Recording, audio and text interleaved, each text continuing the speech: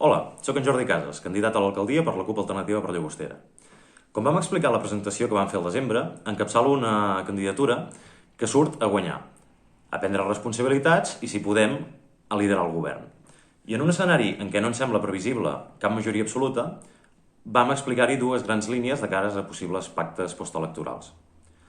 La nostra prioritat absoluta serà el programa i, per altra banda, estem compromesos a no donar cap quota de poder a cap grup que representi la negació de qualsevol dret i llibertat bàsics. Ara ens anem apropant a les eleccions i hem pensat que seria bo concretar. I parlar ben clar, perquè podem i perquè pensem que caldria que tothom ho fes. D'una banda, hem sentit com Junts diu buscar la majoria absoluta perquè donen per fet que els altres, si sumem, pactarem. El govern actual funciona bé, en fem una bona valoració i, per tant, podria semblar lògic que el pacte es pogués reeditar. Igualment, pel que hem anat veient aquestes setmanes, podríem entendre que Junts vol deixar enrere aquella suposada voluntat de representar l'independentisme transversal per recuperar la línia ideològica de la vella Convergència. Ho anirem veient i, en tot cas, quan diem que la cosa va de programa i no de cicles o grups, és perquè per nosaltres és realment així. La CUP Alternativa tornarem a presentar un programa molt ambiciós i un cop sapiguem resultats, això, les possibilitats d'aplicar el programa, serà l'únic que ens mourà. I en cas que no poguéssim governar amb aquestes mínimes garanties, doncs no hi tindríem cap interès i el nostre lloc seria a l'oposició, com també seríem a l'oposició si el pacte fos un altre. Per altra banda, com a independentistes, no formarem part de cap govern que inclogui el PSC.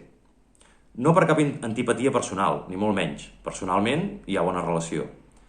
Tampoc perquè el PSC no sigui independentista, que és obvi que no ho és i és una opció plenament respectable, sinó perquè, des de ja fa bastants anys, ha esdevingut la Federació Catalana d'un PSOE que ens ha negat el dret a l'autodeterminació, ens ha aplicat el 155, reprimit durament o pres fins i tot el relleu de Ciutadans pel que fa a espanyolisme cultural.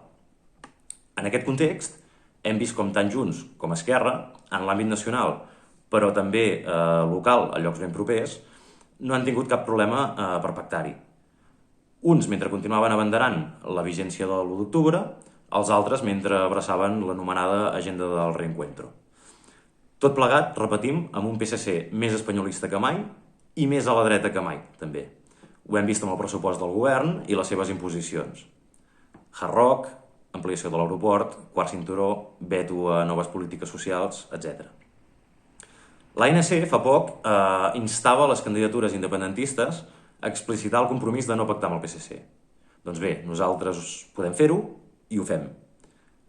En un poble clarament independentista com és Llagostera, sense circumstàncies locals que excusin pactes estranys, pensem que els tres partits majoritaris i independentistes haurien de ser capaços d'entendre'ns i no hipotecar la defensa de la sobirania i dels drets nacionals.